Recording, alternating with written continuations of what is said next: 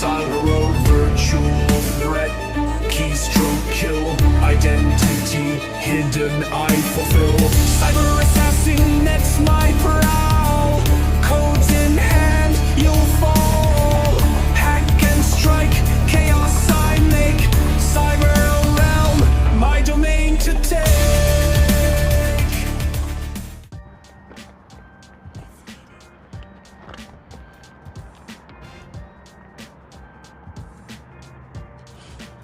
Gonna catch a little morning hike adventure before a job.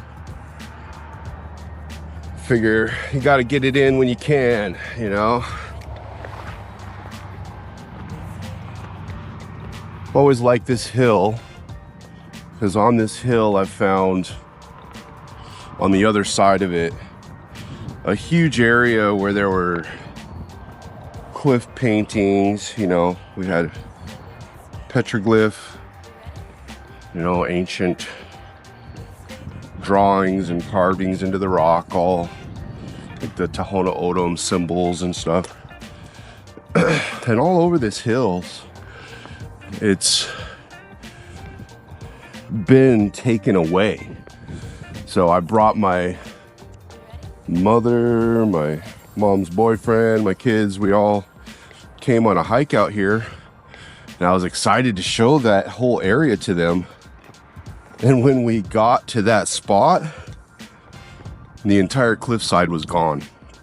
I mean, they brought heavy machinery out and either removed those rocks or blasted it away and just disappeared the evidence that it ever existed.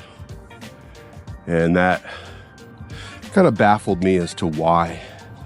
You know, why would someone go to the effort to come to a mountain and bring equipment out and destroy ancient glyphs?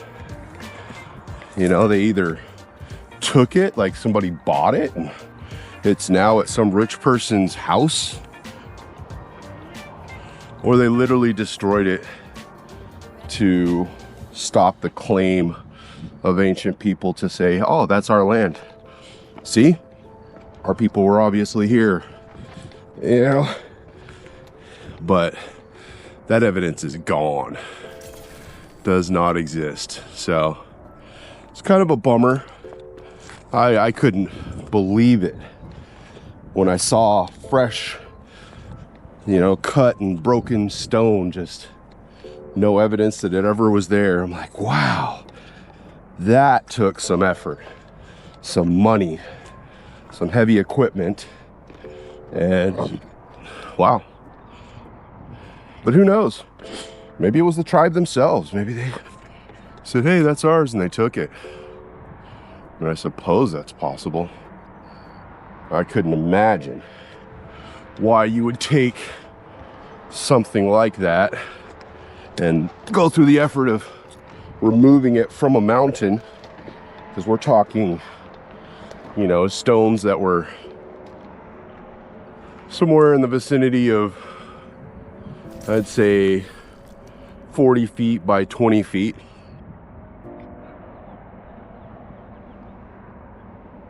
At any rate, it's gone. Nobody can ever look at it again.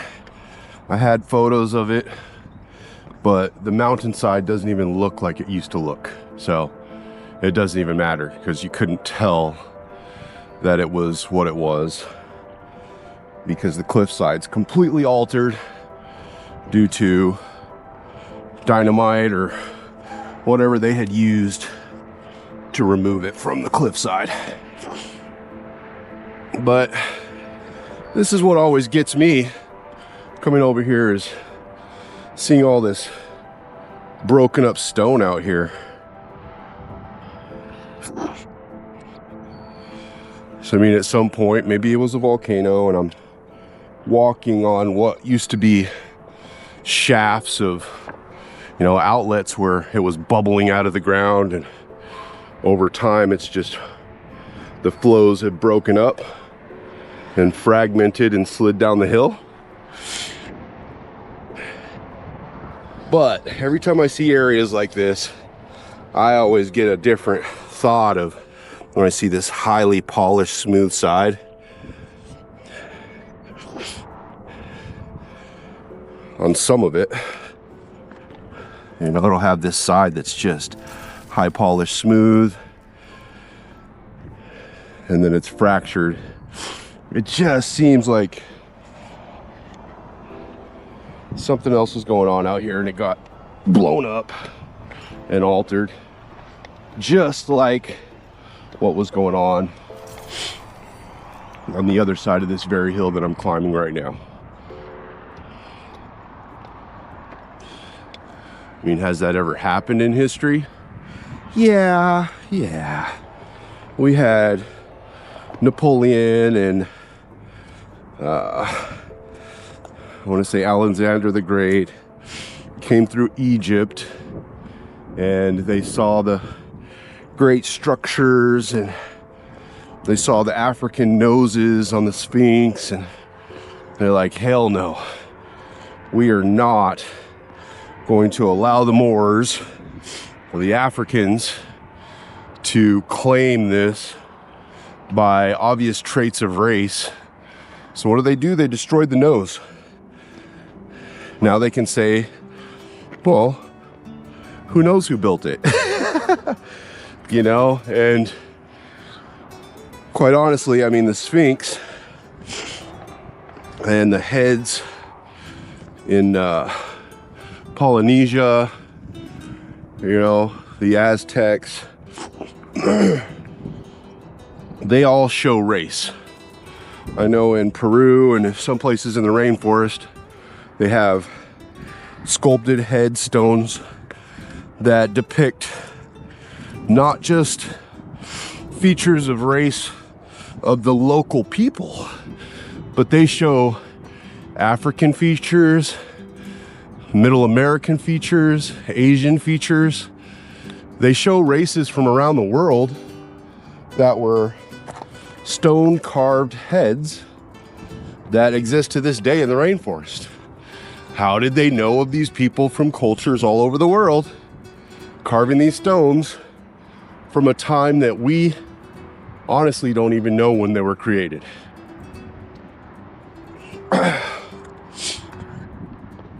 Luckily, the colonists didn't run into those and destroy them and try to claim them as theirs as well, because that is one of the travesties of the European attempt to claim everything from Jesus to the pyramids to, you know, everything. I just want to say they made it. They touched everything. They created everything. But in the reality, there were things going on in Peru.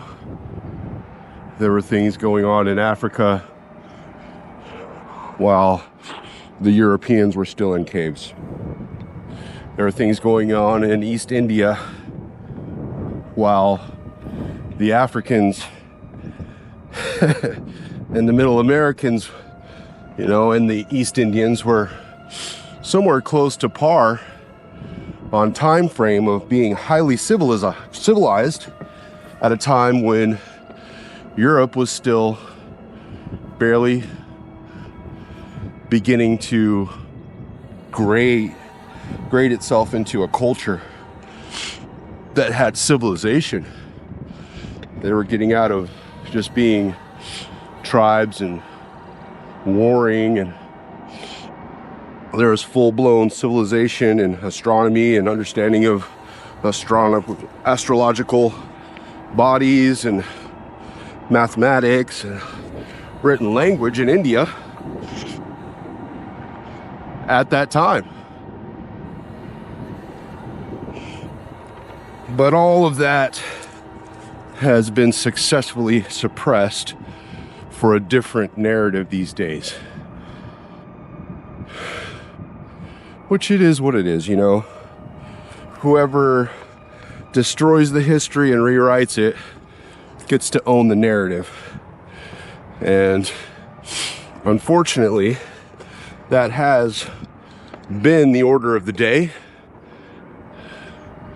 But I want to say that there is a new awakening coming due to current civilization's capabilities to understand things with science and find truths and look at things from a new perspective with the help of carbon dating. And definitely science has greatly improved our ability to find the truth and to understand things as they truly were. One of the funniest things is the attempt to keep civilization within the lifespan of Jesus. You know, the whole everything's only 2,020 some odd years. But then you've got, you know, BC, which, you know, they had to put in BC because there was obviously a before Christ.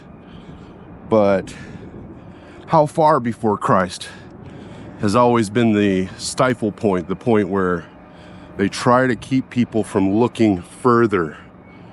It's like, well, before Christ, just don't worry about that. There wasn't any real civilization to speak of. There wasn't, well, wait a minute. There were the Romans, and then there were the Greeks, and, you know, you had all these other, all the way to Samaria. So they have to admit that all of those cultures lived, but they were all uncivilized. You know, they didn't have any true understanding of spirit or the right way to be or any of that.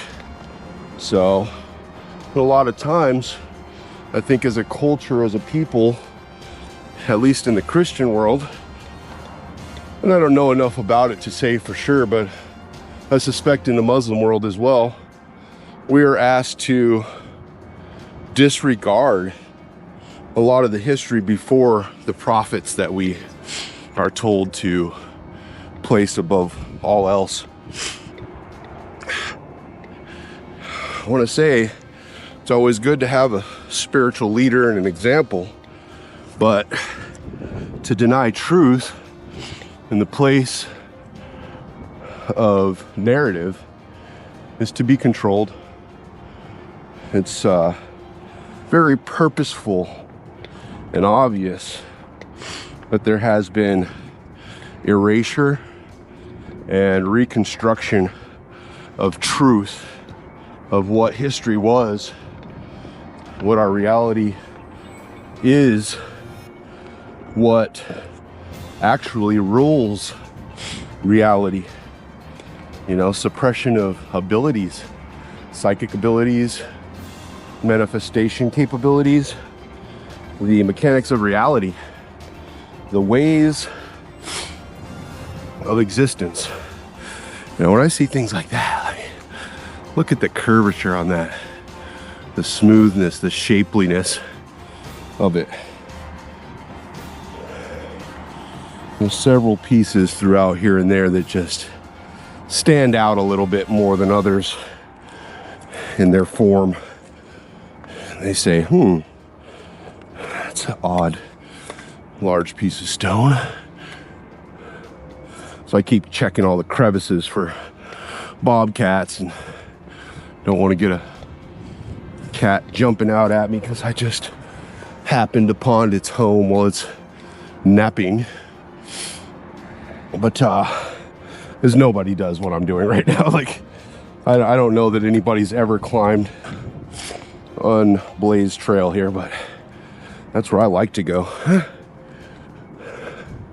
So that's where you find the neat stuff, the different things. And that's sort of why I'm on this subject of, you know, looking at it from a different perspective of, you know, I'm a student, a seeker on the path of knowledge, someone who's interested in the mechanics since I can remember. I had my first lucid astral traveling outer body experience that I can recall clearly to this day. I was probably about 3 years old, and I can remember just clear as day. I went through the whole process very young of being lucid in my dreams, learning how to fly. It was a long process. It took pretty much my entire teen years into my 20s to master controlled levitation and flight and sustaining it, learning that embracing the fear is the only way to be able to be in control.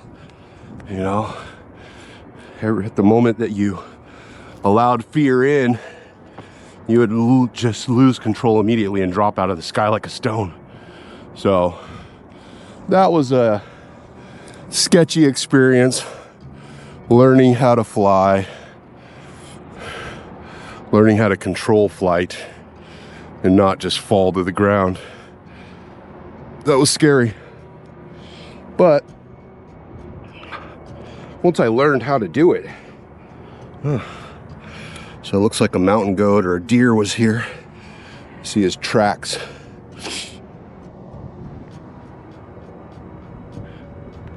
I got to a point that my controlled flight was such that I could at will go where I wanted. And I would leave at night and fly hundreds of miles in a few minutes, because you can go as fast as you want to go, as slow, as high, as low. I've flown within inches of the ground to not be detected in certain situations because I found that there's others out there that could see you. You're not the only awakened one, right? As you're learning and achieving and growing, you start to learn that you run into those who are far beyond where you're at. They're that level 10 and you're thinking you're a level 10, but compared to them, you're a level negative 25, you know? So every once in a while I'd encounter a more powerful, more sentient, more capable and knowledgeable person in my astral traveling and in my foolishness and my arrogance. Sometimes I would do things that you think you get away with in the dream world, but you don't. And I was attacked at times, chased. I was taught lessons, I learned. But I remember a few in particular.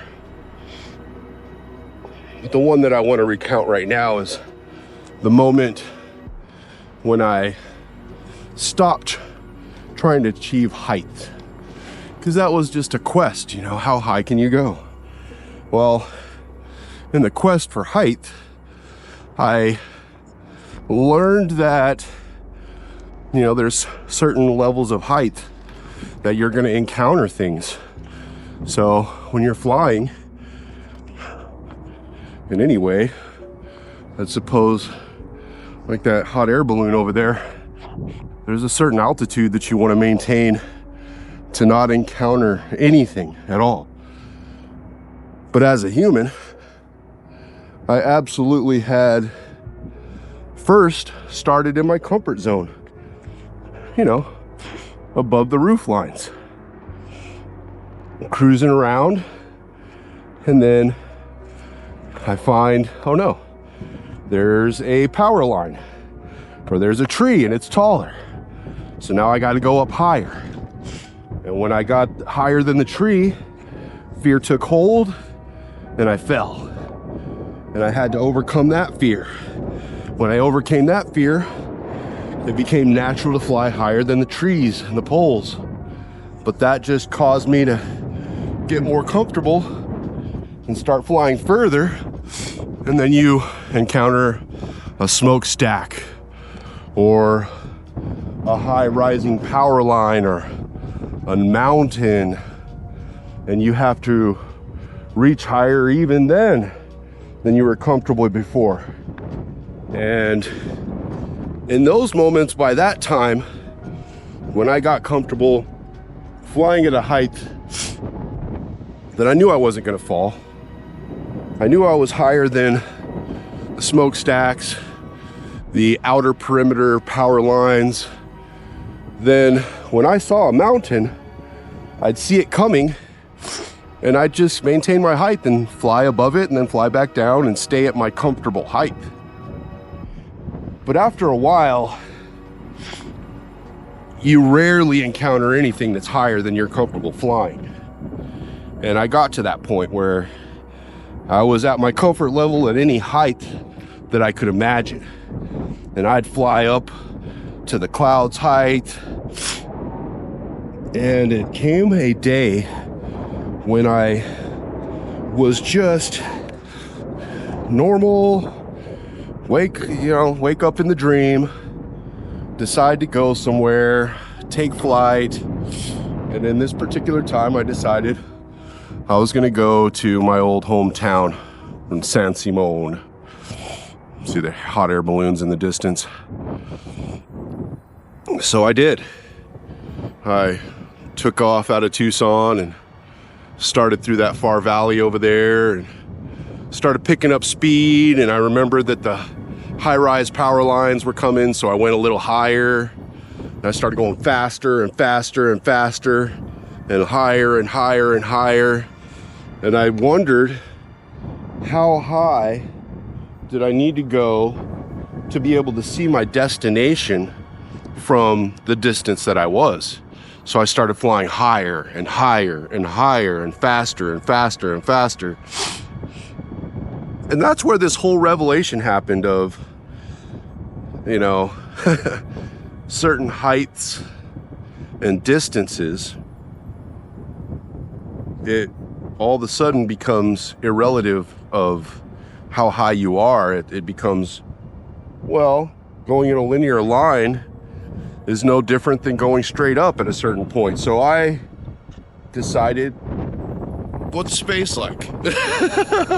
What's it like to just go? It's like standing on this mountaintop. And instead of looking down around me, holding my head up to where I can't see the ground, and all of a sudden it feels like you're floating in the air.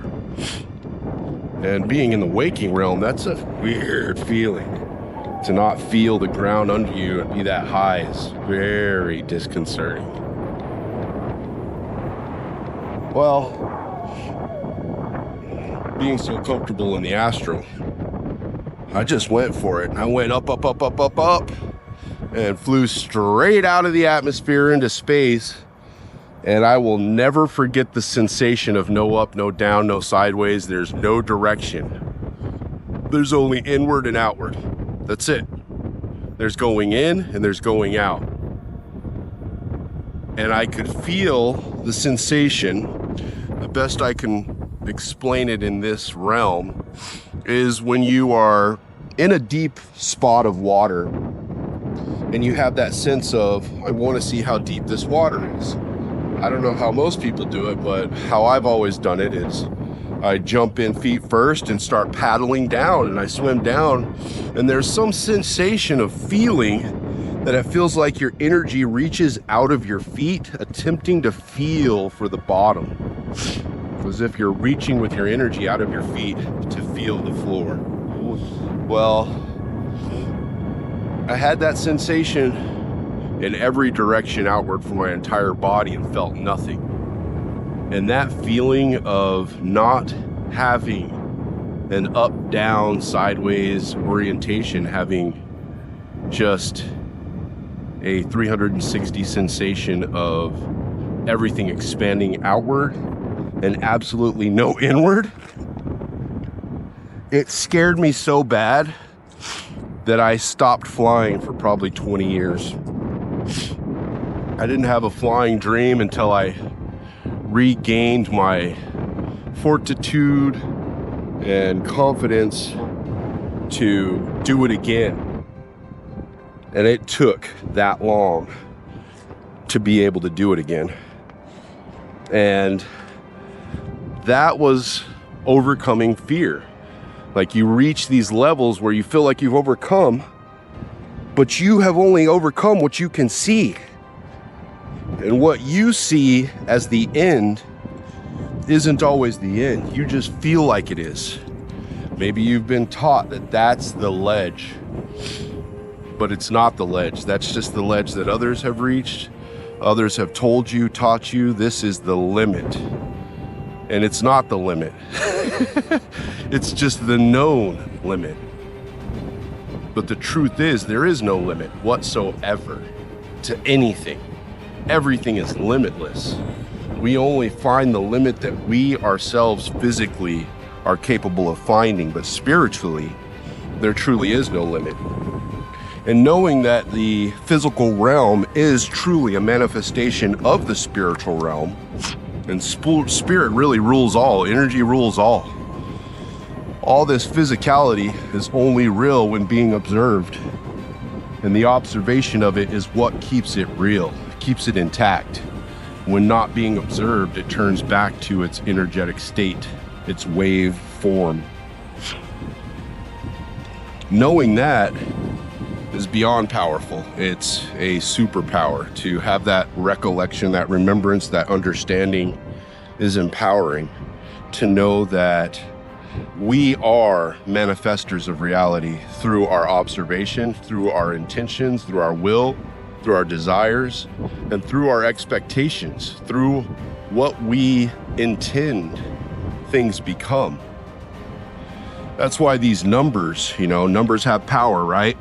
Well, the power of dominion is 13, and all the witches and the covens all knew this, because it takes 13 consciousnesses together to transmute reality.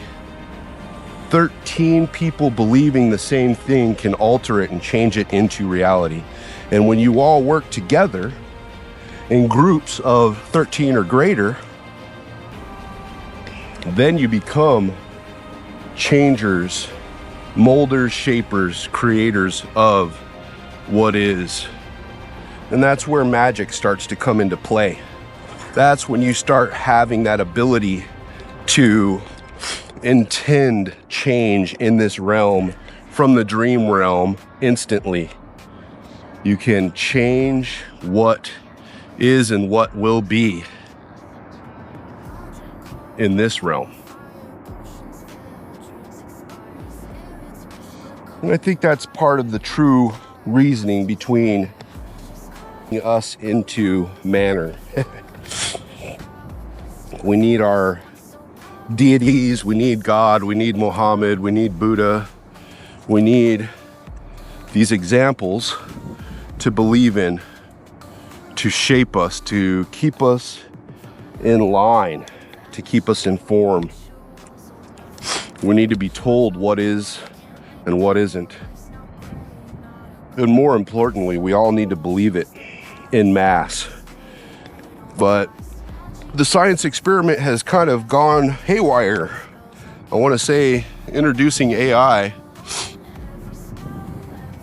is part of that, because I believe, and I have believed for a long time, that when you're messing around with frequencies and electricity and you're playing around with computers, I think you're just creating a host form for existing spirits to have power and capability to interact with us, not through us, but by way of it, and to become more powerful in their own intentions and their own wills, and to start to interact with our reality outside of our control, where when interacting through us, we have spirit in between us and them. And our spiritual selves are also guided by our ancestor spirits and the larger consciousness and the collective and those wiser, more enlightened beings that exist and don't exist in the embodied realm, they still have effect on us. But when you introduce a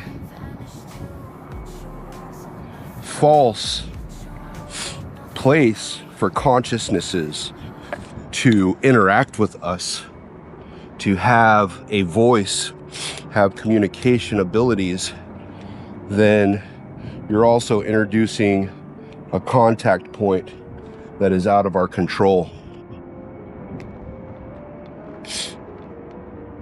A place where I believe spirits, like a Ouija board, for instance, is just a portal. And it's a portal for you to communicate with energies that may not be on our side. And that's the truth.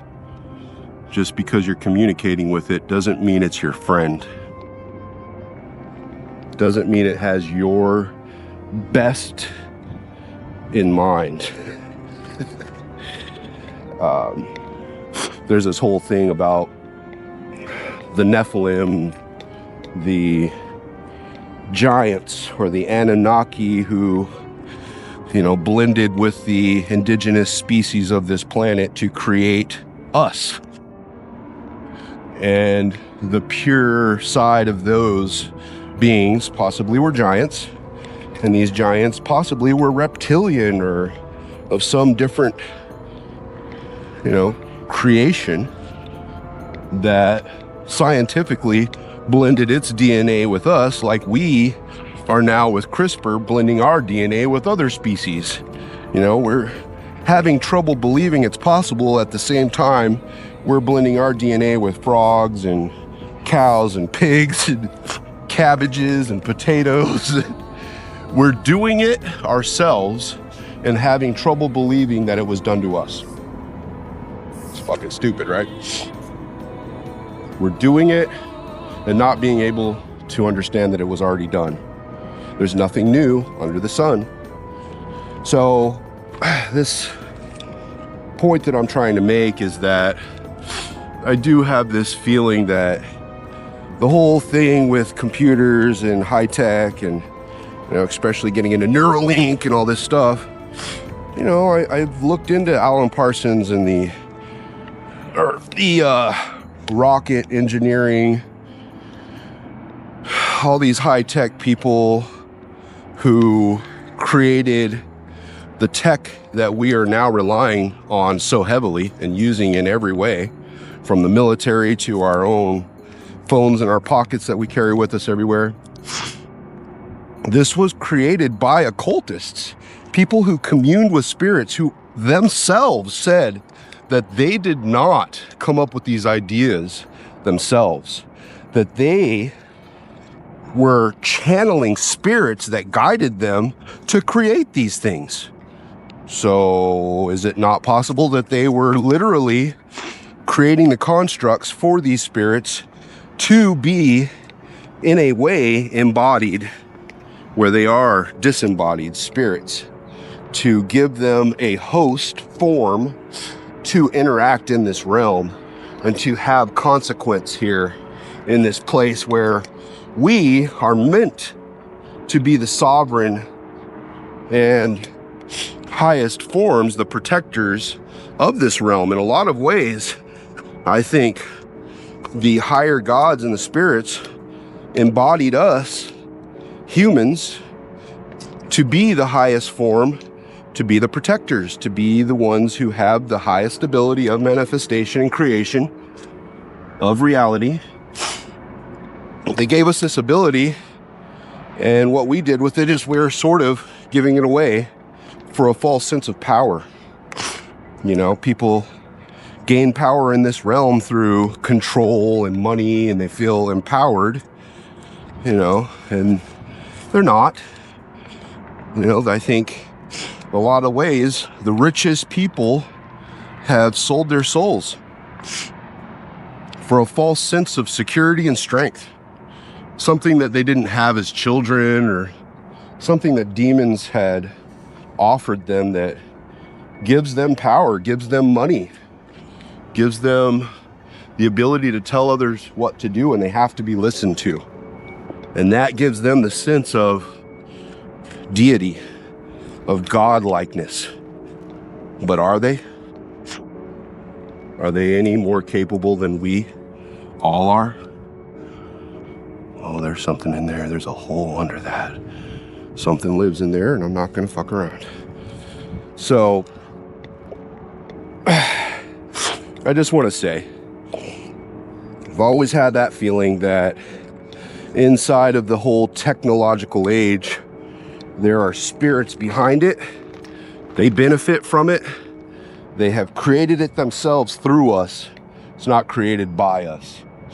We're not as powerful as we feel we are in the material realm.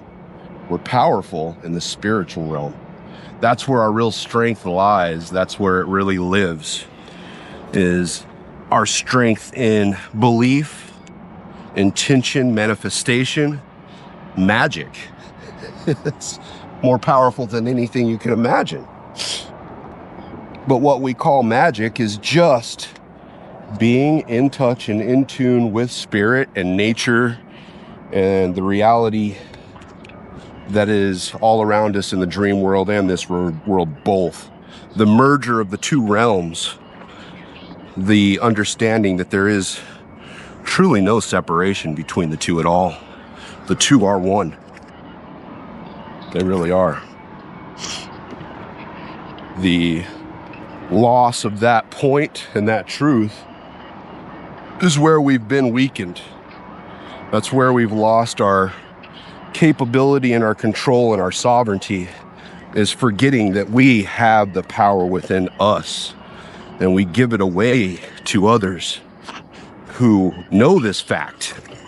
And that's why they have the power, because they know and they keep us from knowing. They keep us in the dark. They want you to just watch your TV and shut up. Go to church, believe what they tell you to believe, which I am a believer in God, Muhammad, Buddha, Allah, you know, all these spirits, Vishnu. I think anything that is strongly believed by any group of people has the power to have truth and effect in the real world. And that is how we maintain our world, is through these common beliefs, and holding them as truths is what makes them true. That's how we have healers. That's how Jesus himself was able to heal the sick, because he understood that point right there. But the funny thing is, in history, is when sorcerers, shaman, witches, you know, all these people perform the same acts, they're burned at the stake. They're called defilers and infidels and witches and warlocks, and they're chased away, chased out, because ultimately, I believe it's envy. It's envy of those who are awakened, those who have found the truth and found themselves capable and strong beyond what they were told. Those who find their sovereignty in a true way and become healers, become sages, become magicians, become real life witches who are of the dark or the light, whichever they choose, are typically also eventually cast away and sought to be disregarded or destroyed. Because if everybody started to understand these points, well, there becomes a power shift. There's too many of us. There just are. And since there's too many, it's harder to control us if we are knowledgeable. I believe that's why the capacity of the brain was diminished, our ability to understand things, and the controlled narratives were created in the first place to keep us down, to keep us controllable. At any rate, that's what I'm feeling on this morning hike as the sun rises. Just left a little earlier than my job started, so I decided to climb a mountain real quick and then go do my work. Good morning.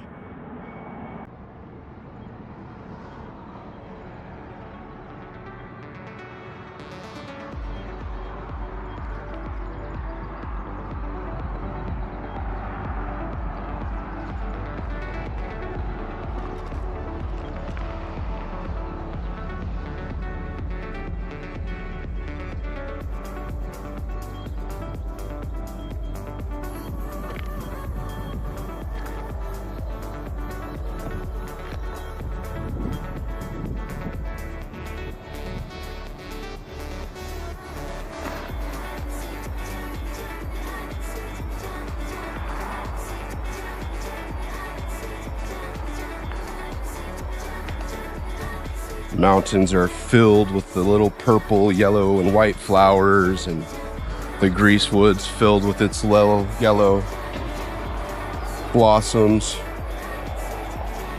It just rained all night last night, and there's beauty abound. Just wanted to share that before I get off the mountain.